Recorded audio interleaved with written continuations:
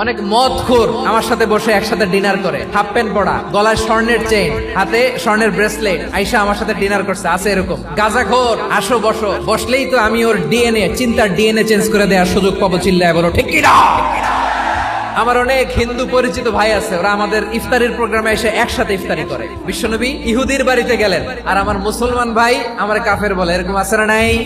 মুসলিমরা দেখতে পারে না, সহ্য করতে পারে। বিষ্ণু ইসা ইসলামের খাদেম ছিল ইহুদি, এতদিন খেদমত করলো, একদিনও বিশ্বনবী ওরে কালিমার দাওয়াত দেয় নাই। কারণ কি? বিশ্বনবী একটা ভালো সময়ের অপেক্ষা করতেছিলেন, দায়ী সুযোগ খুঁজে কখন দাওয়া দিলে ব্যাটে বলে হবে, ঝোপ বুঝে কোপ মারে। বিষ্ণু ইসা ইসলাম ভালো সময়ের অপেক্ষা করতেছিলেন, দেখি আস্তে আস্তে এমন সময় আসছে, ছেলে এবার মুমূর্ষ, যখনই টাইমিং পেয়েছেন দাওয়াত দিলেন, পড়ো লা ইলাহা ইল্লাল্লাহ। প্রতিবেশী ইহুদি হোক হিন্দু হোক, যাবেন, সুসম্পর্ক রাখবেন, উপহার দিবেন, বিপদে পাশে দাঁড়াবেন, অসুস্থ হইলে একটু আপেল নিয়ে যান, আঙ্গুর নিয়ে যান। ইসলামের বিউটি দেখে, সৌন্দর্য দেখে অবাক হবে, নসিব ভালো হলে কোনোদিন কালিমা পড়ে মুসলমান হয়ে যাবে।